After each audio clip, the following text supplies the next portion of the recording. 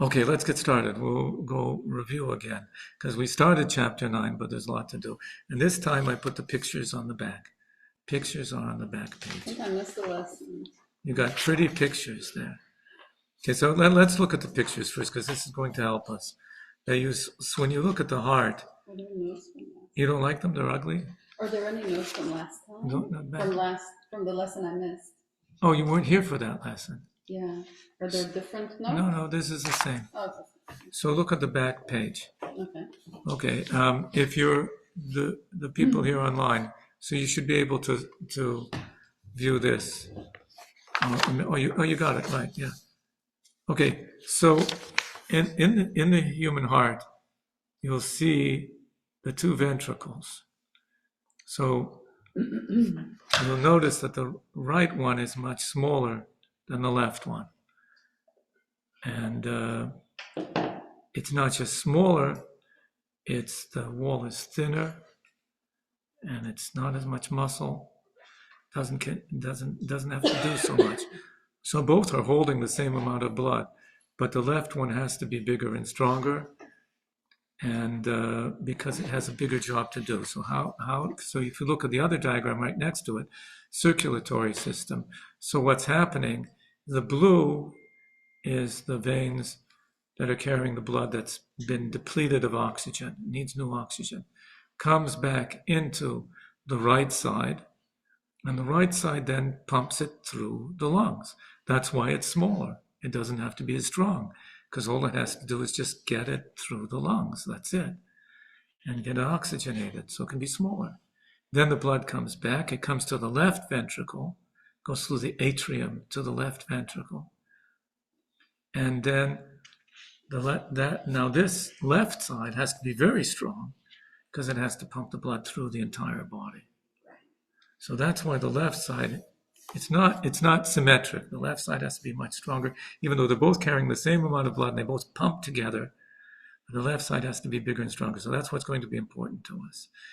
And then here also you'll see with the brain that there's many regions to the brain, but there's a left hemisphere and a right hemisphere. And then underneath you have a brainstem and cerebellum. So the right and the left are Chochmah and Bina. Chochmah for the right side, left is Bina, and the brainstem is Das. So we're going to get to that as well. Let's start inside now.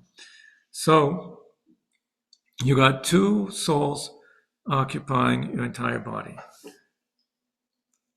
So how does a soul come to a body? This is a very interesting thing. Soul has a body, and it has a point of entry, and it has a residence, and so on. I'm going to say each soul has its own residence. It's a very, should be the obvious question. How can a soul be in a place? It's not physical. It doesn't have a place. See what my question is? You say, my wife has a class she gives on teaching spirituality to children. She teaches it to adults. So the first thing she does, there's Ramon. Ramon is joining virtually. Ramon, why are you coming in on a screen? You're supposed to actually be sitting here physically here. You're coming in on a screen. Fine, okay. So she has this class. She asked parents, how much do you love your child? I want you to take that love and put it in this box. She walks around with a box. So you can't do that. Put your love inside a box. How big is it? How much does it weigh? You can't. It's not physical, so you can't measure it. So a soul is also a non-physical entity. How does it come and be within a body and have a residence inside a body? So we say that just like a physical thing has a shape, a form, has a non-physical shape.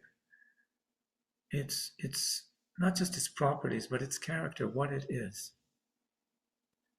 And according to what it is, that's the sort of, you say, soul that it has. So for example, this is physical, obviously, but it has weight. There's gravity. Where is gravity? How much does gravity weigh? How large is it? It's not physical. But nevertheless, gravity becomes manifest or is embodied within physical things. They get the property of gravity according to their structure, mass, whatever it is. It says the same thing, that some things are ugly.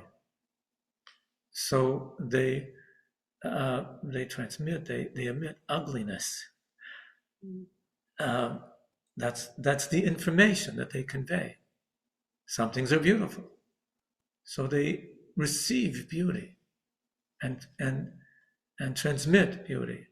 Or you can have a structure that communicates something, like words, sentences, paragraphs.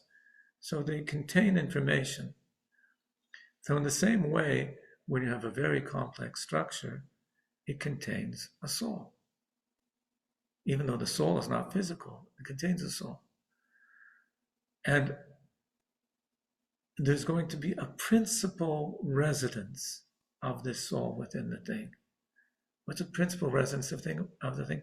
Well, in each thing, there's some idea that holds it together and makes it into one thing. For example, this is a cookie, right? It's a whole cookie. It's one whole cookie. Something about it tells us that this is a single whole. So there's something about it that makes it a cookie, and a single cookie. It's cookiness, something about it. I don't know if this cookie has its own soul, but if I had a plant or a tree, there's some organizing factor to this tree or to this plant that makes it a single whole. And that organizing factor of it is where its soul as a tree principally resides. Or if I have a pencil, I don't have a pencil, or a pen. So what makes it a pencil? I guess the graphite tip at the end makes the pencil. So you would say the soul of the pencil it resides principally in that graphite point. So now in the human body, we have an issue. What makes your body a single body? And it's not a simple question, because this time of year you get to see squirrel corpses on the road. I know these kamikaze squirrels who wait for your car. They sit on the curb waiting for your car to come to run in front of it. I don't know what's going on with them. Somebody explained to me that the male squirrels are trying to show off to the females how brave they are. It doesn't always work. Okay, but that's what's happening. So what's the difference between a dead squirrel and a live squirrel? What's the difference? Many. You say it doesn't run around. Okay, it could be sleeping. No, there's a difference. So typically people say it's not alive. Just a minute. There's a lot of life in a dead squirrel. You can see it's rotting away. That's bacteria. There's enzymes. Okay, enzymes are not the biome. But it's a biological process. There are cells that remain alive for a long time after death. And there's all the bacteria from the gut that are consuming the body. There could be more life in a dead corpse than there is in a living one. With trees, that's absolutely so. A dead tree has much, much more life in it than a living tree. But a corpse could also be that way. So if there's all this biological activity going on, all this life happening there, why do we say it's a corpse? It's not a body. Why? That life that is happening is not its life. It's some other organisms' life. So that's alive. So it's a different life. Yeah. So it's alive. Now the difference is that it's all sorts of functions happening, but they're not functions. They're fighting with each other, consuming each other, destroying one another. What makes a body and not a corpse is that it all works as one. Mhm. You have all these complex systems in your body. You have a nervous system, several nervous systems, the sympathetic, parasympathetic, autonomous, all these different, and they're all really should be in conflict. You have circulatory system, you have arteries, and you have veins. You have your immune system. Half your immune system is saying we need more inflammation. The other half says no inflammation, store energy. And then there's the other system, endocrine system. Store energy, no burn energy, no store. All these systems that are happening, and your stomach is saying, send us chocolate, send us this, and there's all this communication going on, but they're all working together as a single body. Mhm. So there's a soul that's making all of these systems, very complex systems, all work together as a single whole. Now, where does that soul principally work from? How does it operate? How does it integrate everything? Well, in a human body, there's competition. Is it the heart or is it the brain? And so the heart will say, well, of course, obviously it's me, you know what I'm doing here. Every moment, I'm listening to everything that's going on in the body. And how do I push? How much does it need right now? How fast do I need to, and how hard do I have to push? Constantly sending fresh blood, right? Freshly oxygenated blood. And you feel that throughout your body. You know, if you're scared, immediately the heart starts pumping extra blood. Something happens. The heart can't wait for the brain to tell it what to do. Now try to tell your heart to slow down or speed up. They say it's possible, but you have to have a very, very focused mind to make it happen. Because the heart is telling itself, it's listening immediately what the body is doing. Actually, it's listening to different hormones and chemicals, which mostly originate from the brain controlling your. So the brain can systems. send hormones, and the hormones, like it's scared or something like that, and then that they'll send messages to the heart. Right? It's indirect. It takes time. Takes time. Yeah. The heart will react sometimes before the brain. That's when panic sets in. Panic sets in when your heart reacts sometimes before the brain reacts. For example, if you slip, the heart gets the message before the brain does. I'm not sure, because your cortisol starts. Yeah, so that goes immediately to the heart. And that. So you can even test it. There's certain injections to give a person. They'll get the heart racing, but the brain doesn't know why. And people have panic. Yeah, you're bypassing. Because the brain was saying there's no reason for panicking, and the heart is saying, no, we have to panic. So that's anxiety attacks happen because of things like that. So the heart is the most autonomous thing in the body. You know, a heart transplant. It has no nervous connection to the brain. The brain can't communicate with it. It can't communicate with the brain. It keeps on pumping, and it adjusts the pumping according to what's going on. So the heart is semi-autonomous, not completely, but semi-autonomous from the brain, and the whole body's relying on it. But the heart can't organize the body. Where are you going to walk? What are you going to do? What's the activity right now? It's just supplying it with blood. The brain is deciding, is listening, getting all this information, looking at it and determining, okay, what are we going to do now? What are we going to do about this? What are we going to do about that? What's the situation? So the brain is an organizing factor of the whole body. So you have a competition between the two. And we say, well, what happens is that the animal of the soul, that manifests principally in the heart. And the divine soul, principally in the brain. That's how it happens. So that's what we're learning here. Now, the animalistic Klippas Noga soul has her particular place of residence within every Jew in the heart, specifically the left ventricle. Why the left ventricle? Because the left ventricle is filled with life-giving blood, right? And the Torah says that the blood is the soul, which means that the body's soul is chiefly present in the blood that life depends upon, which is a freshly oxygenated blood, which the left ventricle pumps to the entire body. That's why all craving, boasting, anger, similar emotions are in the heart. Except for craving for chocolate, that's in the stomach. And from the heart, they spread to the entire body to have their effect. So there, I give you examples, like your fear, and the hands are trembling, and the knees are shaking. That's because the way the heart is pumping blood right now. Well, there's adrenaline there as well, but the heart is pumping that adrenaline through the body and giving you this extra rush of blood and sending it to the limbs that it needs for running. Or when a person's embarrassed, the face goes flush red. The heart just pumped all that blood to your face. Even emotions in the brain, the feelings in the brain.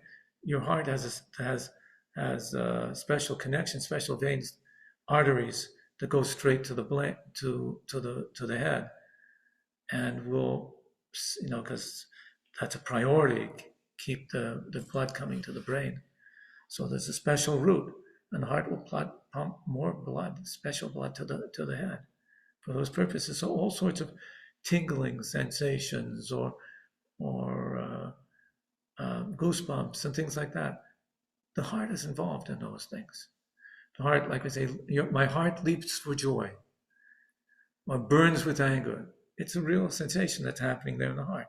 So those are emotions that you feel in the heart. Even though neurologists will say, no, emotions are in the brain. That's when you become aware of the emotions. But the embodied feeling of an emotion is happening principally through that heart. Hormones as well, but the hormones need the heart to get it there. Now, isn't this true of everybody, not only Jews? Yeah, that's true with everybody. Yeah, with everybody.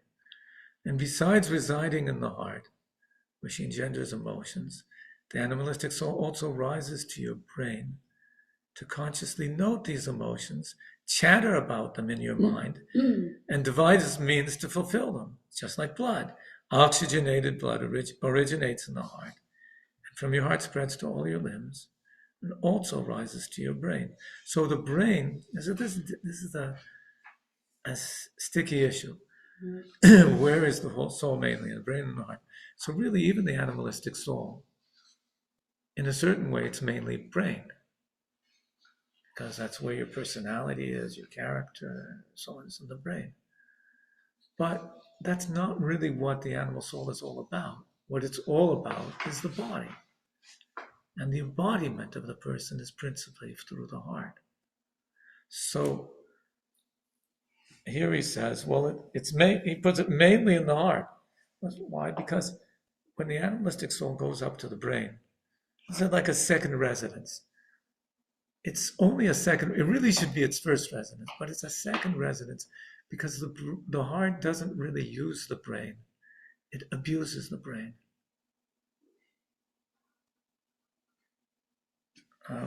When you use your brain as an animal, you're not using the brain for what it could be used for.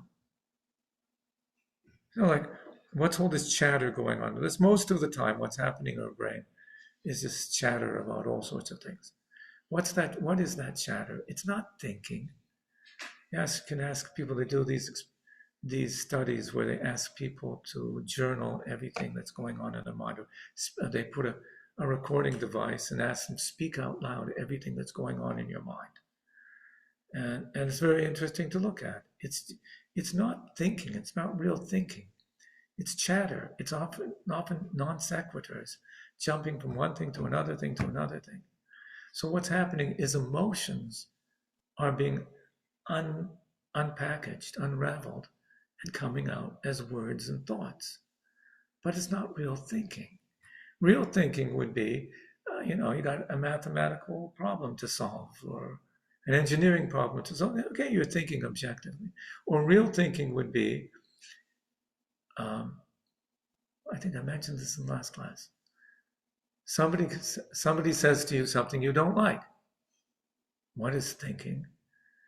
Thinking is you look at the person and think, why did they say that? It wasn't something that I did. It must be something that they perceived. They must be in a bad mood today. There's something wrong. If so if I say this, what will be the effect? Oh, better I say this, then I'm safe. That's called thinking. That's not usually what we do. What we do is you said something nice, I say something nice back to you. That's it. That's the animal taking over. But if the intellect takes over the intellect, what a mind is really all about is that objectivity, which is really the ability to transcend yourself that the mind has. The mind says, what is this? What's happening over there? What will happen next? That's what a brain does. So that's your ability to, as though you're a fly on the wall, look and see what's happening.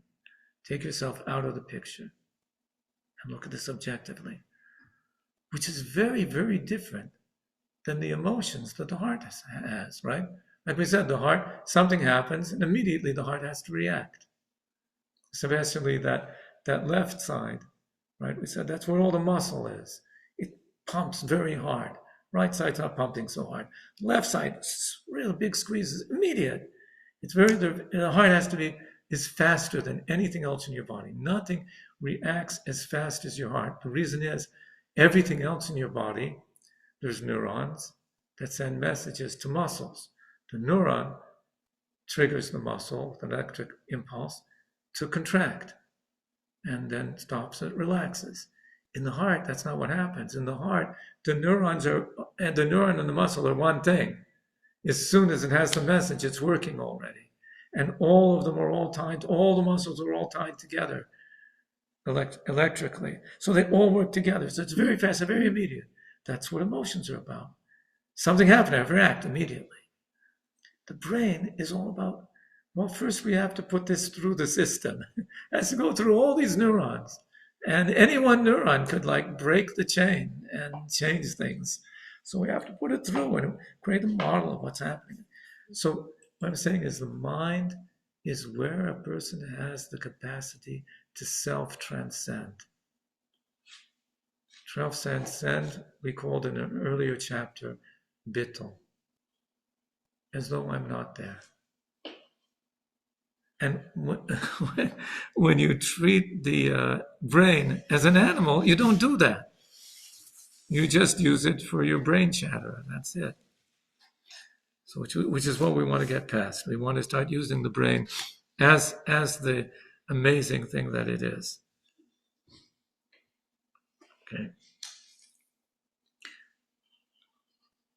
Okay, so that's why we say the heart, the animal soul's in the heart, but principally in the left ventricle. But really it's everywhere. It's throughout the entire body, everywhere in the body.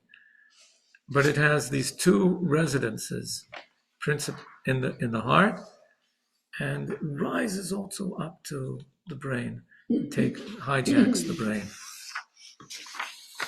Brain hijacking. Okay, what about the divine soul? So the divine soul's place of residence, however, is in the three regions of the brain. And from there, she extends to every limb. Like in that picture, the three regions of the brain. So it's about take a look at that picture again. The right side, we say, is Chochmah. The left side is Bina. And so what do we know about these two hemispheres? We know that your creativity is what's happening in the right hemisphere. We know the right hemisphere is much more holistic than the left hemisphere. Holistic thinking. Whereas the left hemisphere is much more linear. That's where most of your language capacity is, in the left hemisphere. Therefore, that mostly happens in the left side. So that pretty much aligns with with Chochmah and Bina. Chochmah is creative. That's where ideas come from. And Bina is what processes that information. Yeah, did you ever watch? I think it was the most watched TED Talk. Watch TED Talks. Mhm. So the most watched TED Talk was My Stroke of Insight, Jill Bolt Taylor. It's a neuroscientist who woke up one morning with a stroke that decapacitated the right side of her brain. No, the left side of her brain. And when she realized what's going on, it took her a while. She thought, this is fantastic. A neuroscientist experiencing a stroke. So she said when she couldn't understand a thing people were saying. She couldn't talk. When she called, she finally got hold of a phone and managed to somehow call somebody. She couldn't understand what they were saying and she couldn't talk. She was this garble. And she said she couldn't differentiate. Everything was just, she said, it's all energy. It's all just energy all around me. There wasn't this thing and that thing or this or that. It's all just one energy. That's how she perceived everything. So her description basically of herself and of everything going on is a description you would expect from how we described Chochmah. Everything is all there all at once. And she's lacking the Bina, the understanding. So then there's Das. That's like the brainstem. The brainstem is like a type of intermediary between the body and the brain. It's sending all the messages to the body. It's got the pituitary gland and other like vital life factor type parts of your brain. So, but it's got this immediate connection from its proximity to that whole network of the cerebrum that are going to inform it, let it know what to do. So it's an intermediary between the two, and that's very much how we explained Das. Das is that connection to the visceral embodiment of ideas. First, when we say a person has Dat, that means their ideas become real. They feel them, and emotions come from there. That's the bridge between mind and emotion. So that's Dat. So we say the soul, divine soul's place of residence is in the three regions of the brain, all of them. And that's that she really resides there. It's really her place. Why? Like we said, because that's where objectivity, bittul, is. And that's what the divine soul is all about. And from there she extends to every limb. And also in the heart. So she has the residence of the brain, of the divine soul is brain and heart. I don't think you would say they're two different residences. It's like one residence, brain and heart. They work together. Where in the right ventricle, not the left, but the right ventricle, that has no blood of its own, only the blood it receives, and oxygenates, right? The left side has this blood that it's giving to the whole body. The right side is just receiving this blood so it can get oxygenated. So that's where things get oxygenated, the Ruach Chaim. So that's more related to the divine soul. There too she resides, as the verse goes, the heart of a sage is to his right. And there she reveals herself in the heart. She reveals herself as love for God. Now he goes into a description of this love. A love that bursts into flame in the hearts of thinking, contemplative people when they engage their particular dat, of their particular brain, to contemplate those things that awaken such love. So what he's pointing out over here is that the emotions of the divine soul are very different than the emotions of the animalistic soul. The animalistic soul is just reactions, responses. And these emotions of the divine soul are, I thought about something, and therefore, since I thought about it, this is how I feel. It's a completely different type of emotion. See, one is a response, and the other is deliberate. Now that's very important because, we talk about the Yetzer Tov and the Yetzer Hara. The Yetzer Hara is the emotions of the animal soul. The Yetzer Tov are the emotions of the divine soul. How are you going to know whether some emotion is from your animal soul or from your divine soul? Right? Sometimes you don't know. You say, I feel like this, but I feel like that. And I don't know which feeling to follow. Which is the right thing to do? So here you have some guidance over here. If it's just a gut reaction, immediate reaction, I have to do this. I wouldn't say call it a gut reaction. An immediate reaction. It's probably coming from the animalistic soul. But if it's that you thought about this, and you don't know why, but after thinking about it, you feel you have to do like this, then there's more of a chance that it's from your mind, it's from a divine soul, coming from a good place. It's also telling you, there's no Yetzer Tov unless there's thought involved. Somebody who never thought about God, or is not thinking about God, there's no Yetzer Tov there. How could there be? Yetzer Tov means I'm doing this because God wants this done. Well, you can't do something for someone if you never thought about them. What if you see someone drowning in the water and you jump in without thinking to save them? Yeah, that's a good thing to do. But you haven't really thought about it, you just react. Yeah. So is that, that's a good thing. Yeah, again, back to this problem keeps on coming up. These words that we're using, good and bad, which are always relative terms. So it's a human instinct. You see somebody drowning to jump in and save them. Unless you're a messed up person, that's just what you do. Right? And some people, that's even more instinctual than others, but that's just the thing you do. And you do it without thinking. I remember the description of a guy, he's in Amsterdam, all the canals. And he says, suddenly I find myself in the water holding on to a child. How did I get there? I have no clue. We just saw and he jumped in. He didn't, before he could think about it. He didn't think about it until he's actually saved the child. So that's good, but it's not the type of good we're talking about here. Yeah. You can have a very good Yetzer Hara. It's a Yetzer Hara that does good things. Why does a good thing do good things? Because it feels good to do good things. Right? It feels good to help people. They like you because you did good for them. It feels good to some Yetzer Haras to learn Torah. They feel that we get more respect that way.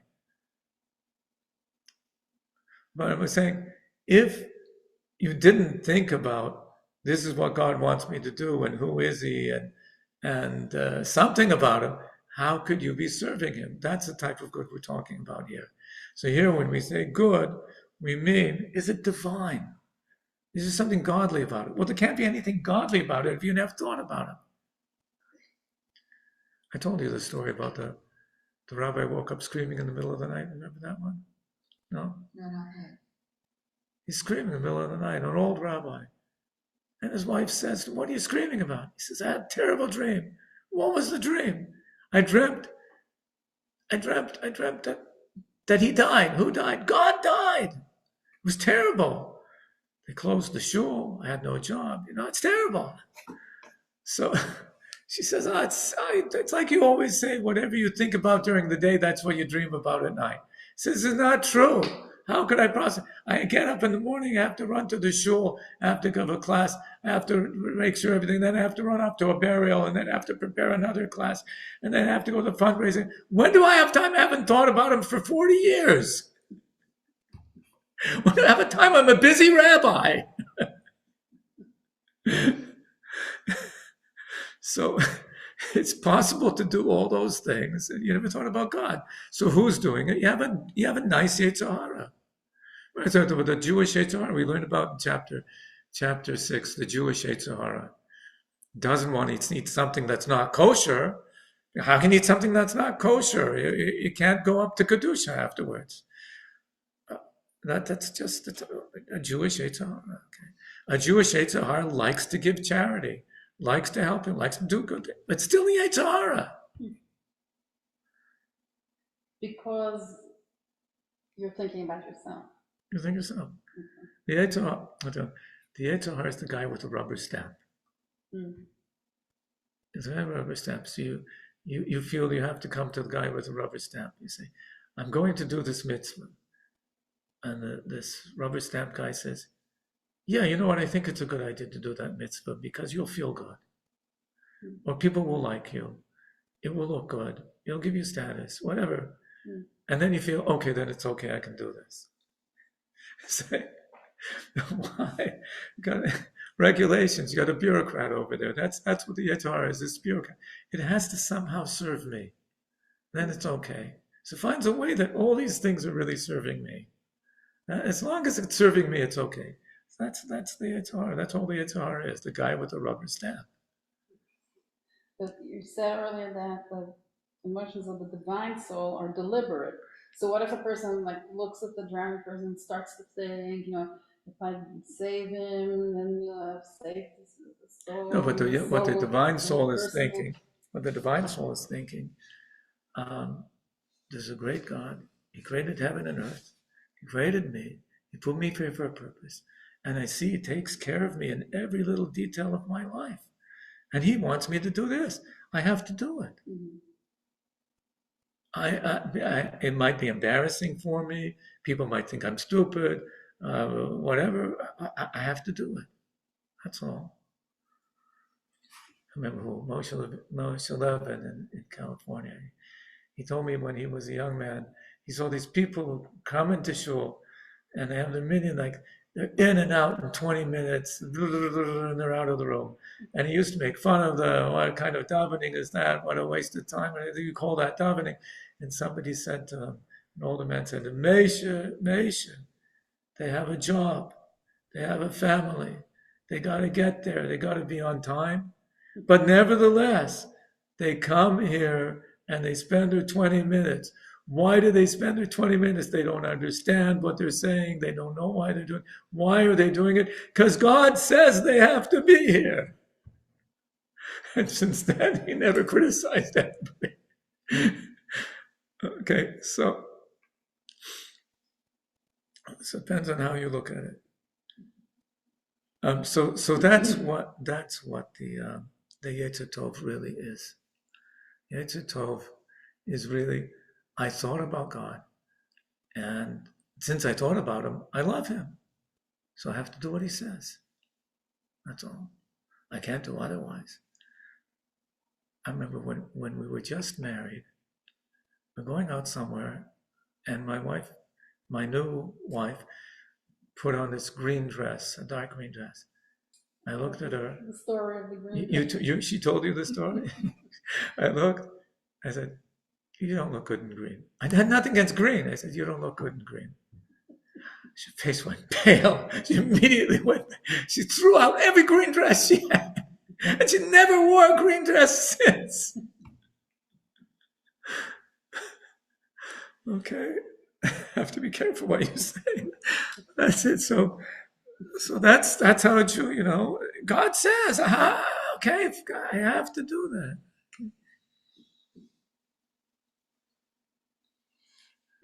When you're traveling, you have to, especially long trips, you have to end up davening in an airport, right? So some people, they can't get the rubber stamp from the Yetzer Hara, won't give them the rubber stamp because I'm going to daven over here. The people are going to be looking, they're going to be saying, it's going to be, I can't do it. I can't get a rubber stamp for this, right? And other people say, I have to daven. That's it. The fact is, nobody looks, nobody says a word. It's never an issue. So, but that's the rubber stamp issue. Okay, so the Yetzer Tov is those emotions that are in the heart, but they're in the heart because you were thinking about God. And the thinking, contemplative people, when they engage their particular dad of their particular brain to contemplate those things that awaken such love. And the same mind-heart dynamic occurs when your heart rejoices in God's beauty and the glory of his transcendence. So she mentions two things here: love and joy when a person thinks. It could also be fear and awe, but fear and awe could be just in the mind without having to come to the heart. And maybe doesn't need so much contemplation. It's a question I have: why doesn't he mention fear over here? But he's mentioning explicitly love and joy. Joy is something much deeper.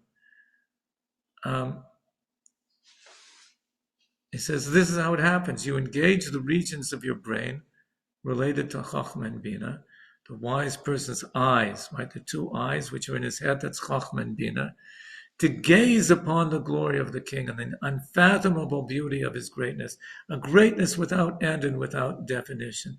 Then this joy of the divine soul emerges in your heart, as explained elsewhere. So love doesn't need as deep a contemplation as joy does, at least this type of joy. The joy is like gazing. It's a very, very focused meditation and leads to joy. And the same applies to all other holy emotions of the heart. They all emerge from the Chochmah, Bin, and Dat of the brain. So the Yetzer Tov has to emerge from contemplation of the brain. And without that, the brain has, the divine soul has no place in the heart. Well, later we're going to learn that, yes, it does have a place there, but it's a very, very quiet, still place. And you need to awaken it, get it going, and that's only through the contemplation. That's the only way to get there. And the cerebellum isn't compared to any. I don't know. I mean, I know that cerebellum is mainly like for balancing very bodily functions, whereas there's the brainstem is taking some real thought and making it, embodying it. Life. So. But I'm not a neurologist, and even neurologists, I mean, how much do we know? That's the thing about it. Even though like there's different regions of the brain, but every time the brain is working, the whole thing works together all as one. Right. There's nothing the brain ever does that's not all of it doing it. Isn't that the same about all the organs? Which one? Isn't that the same about all the organs? I mean, the whole lungs, body does it. the liver, the kidney. No, like your immune system could be working without any, like, and just informs the brain afterwards. This is what we did, you know. And your brain has no clue what's going on with a lot of that. Oh, it has a clue. I mean, you know, you get a cut, right? What happens? The brain says there's pain over there. It has to be fixed. It doesn't take this cell go there, that cell go there. But somehow, it's just an amazing thing. All the right cells all line up and get in place. And other cells don't go there. Like the whole body seems to know that these cells are taking care of it, so we don't have to. How does it work? I don't think anybody really understands how these things work. But there's a lot of autonomous functions that are going on inside your body, and the brain's just keeping on top of it. So, and all those different functions going, that's what gives rise to all these different personalities inside us that are conflicting with each other. I want to do this, but I want to do that, because we have all these different systems inside us. There's at least 12 different conflicting systems inside your body. Okay, so the main thing we got about this divine system is that emotions come through contemplation. Unlike the heart, where there's just emotions there, responding immediate, and using the brain to process them. No, it's the other way around here. Okay, now so what you might think over here. So you got these two different systems, one centered in the brain, one but also with the heart, one in the heart, but also in the brain. Okay, maybe they could be like work something out between the two of them, like to coordinate things. the two of us will make a pact and we'll run the body together somehow. You do this, I do that. And work as partners, maybe. So now we're going to find out, no, that's just not going to work. It's not going to work. There's no room for negotiations or compromise over here. So I put a note here. There's two very different forms of life with separate headquarters, sharing a single body, clearly makes for a volatile situation. Ordinarily, some negotiation would be called for to reach a compromise. I just put that like as preamble to what he actually writes. This conflict, however, goes far deeper. Look at what the Torah says about the nations that would descend from the twins in Rivka's womb. It says, Om yamatz, ye'ametz. Om yamatz. No, ye'amatz. Om yamatz.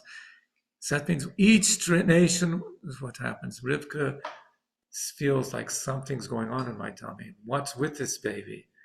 It's a very strange baby that's fighting. What's going on? So she goes to find what does Hashem have to say about this. According to the Medrash, she found Shem, the son of Noach, and he told her, this is what God says. God says, you have twins inside there. Shnei goyim b'vidnech.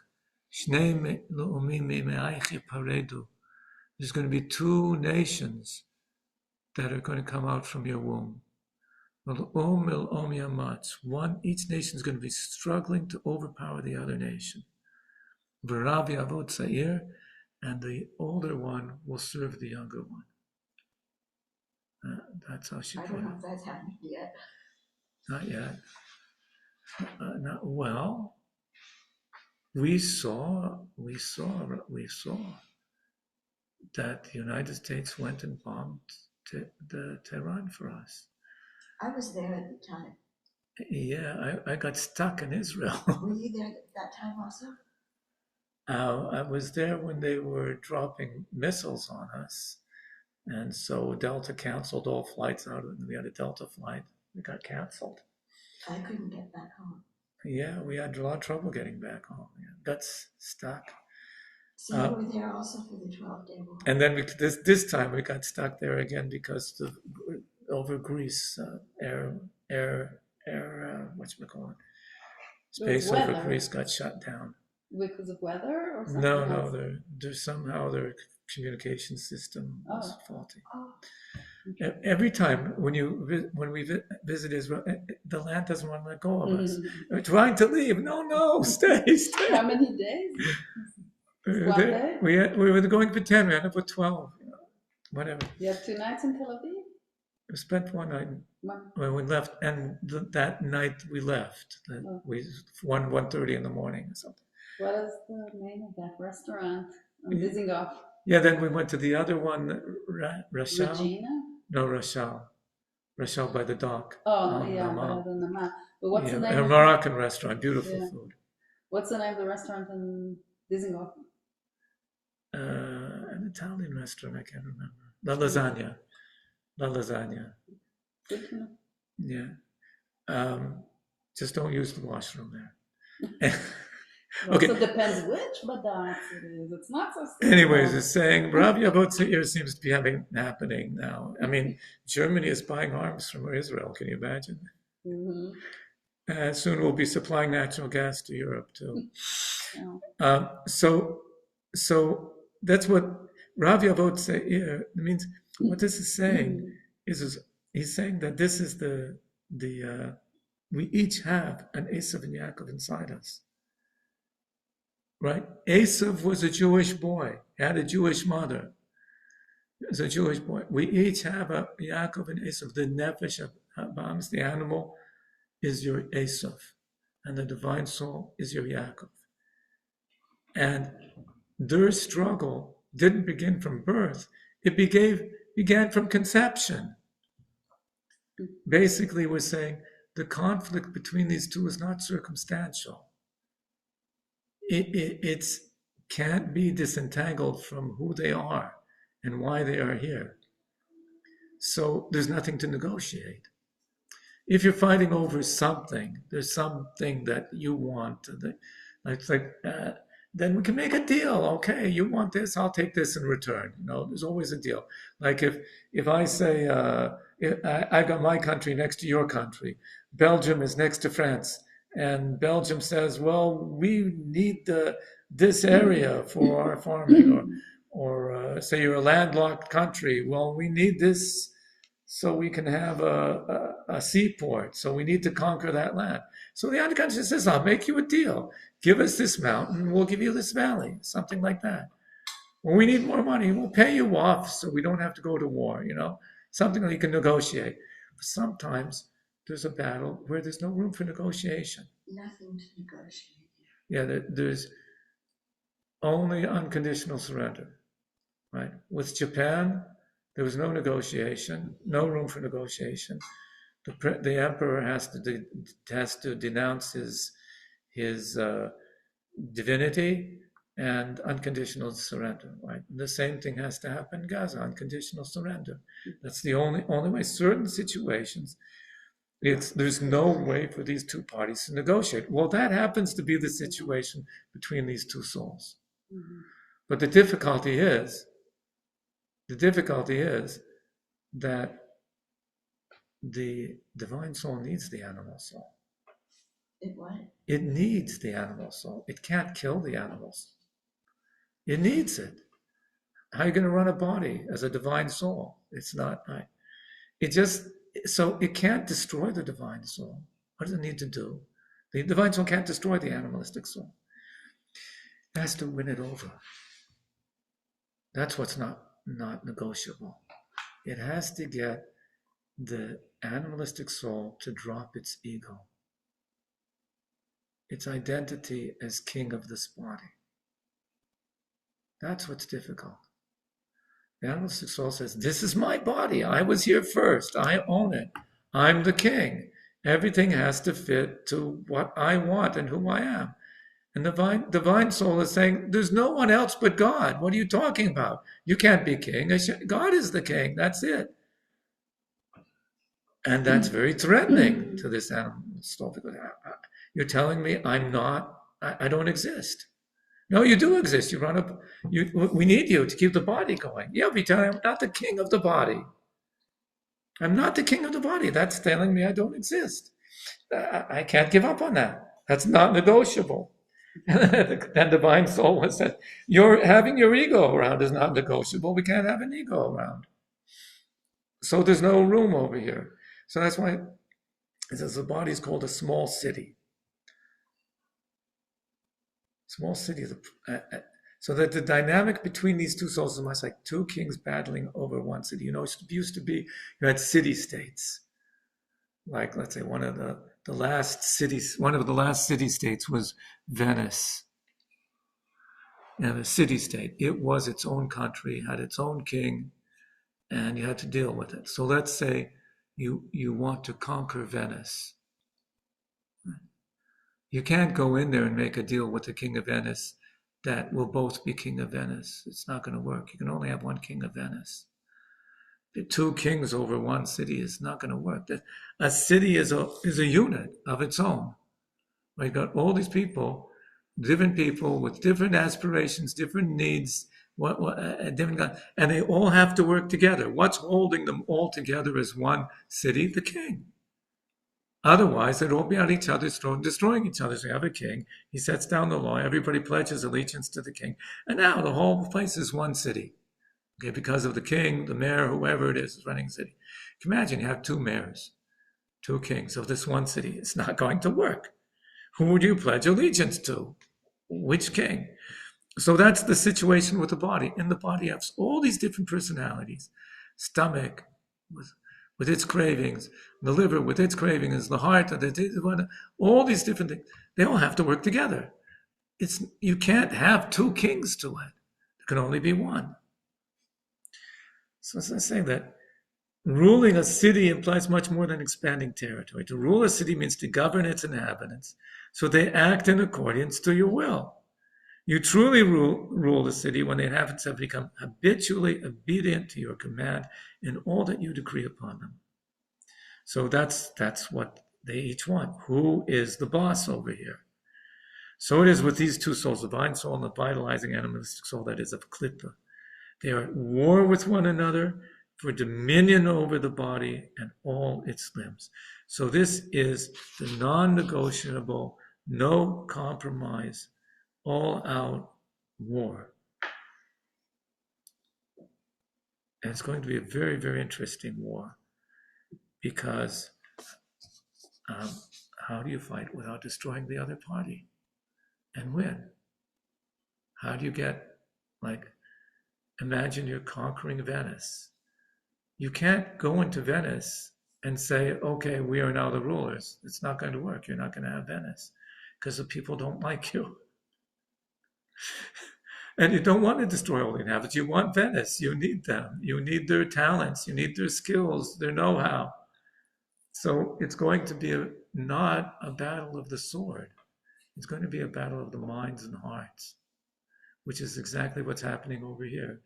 Which soul can win the mind and heart of the body? That's what it's, and principally the heart, in order to win the body. So that's how it's going to work, and we have to see the strategy of the divine soul and the animal soul. So what are the strategies to win the heart of the body? Once you get the heart, you have the whole body. How are they going to do that? Who's you? Oh man, this is like the big question all the time. Right. Who is the you? He uses the Sound of Music, the song. Mm. What's me? Remember that? Do, re, mi. Oh, yeah. What's me? A ray of golden sun, yeah. The name I call myself. Me, a name I call myself. That's all me is. It's a name I call myself. Mm-hmm. Who am I calling this name to?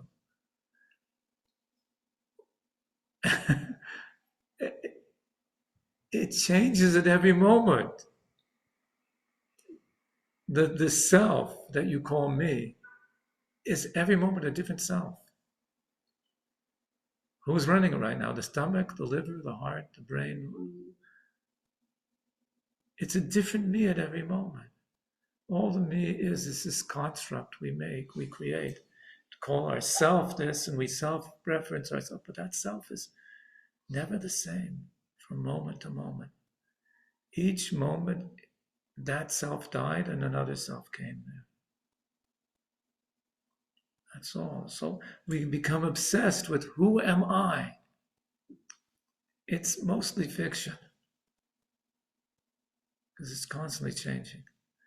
Yeah, there's something there at the very core that doesn't change. Well, we don't have access to that. We don't know what that is. And definitely what you call I is not that real essential core of who you really are. Mm. When you call me, I is just those thoughts that you hear in your mind and some self-concept that you create and you're probably very unsure of and it's constantly modifying. Mm-hmm. So it's not something to be obsessed over. I think the more you obsess over who am I, the more depressed you're going to become. So it's really not worth it. Not worth it at all. Better to think about, but where's my soul? Which one is it? Who do I identify with? Do I identify with the animal who has a nudnik neshama, a divine soul there, has to deal with? Or do I identify with my divine soul, which is the master of this beast? That's really what the whole war is all about. It's a war over what is my core identity, who I identify with. Okay, so God willing, next week maybe we'll get more people back. Eventually, they'll be back from their vacations in Savannah and wherever. Thank you for coming. Thank you. Thank you very much. Yeah. I'm trying to end this and it's not ending. Maybe it ended already. Okay, well, we'll just leave it. Yeah. Sometimes they talk. I didn't hear a word from anybody this time, but I can't end it. It's not working. Oh no, sorry. I can't end it. I don't know how to do it. There's no buttons there. So. Hey. The buttons are all gone. It froze. Yes, klar. Okay, thanks, they Greg. heard you. Right. Class will go on. There, For all there, time. it's appeared. Oh, there you go.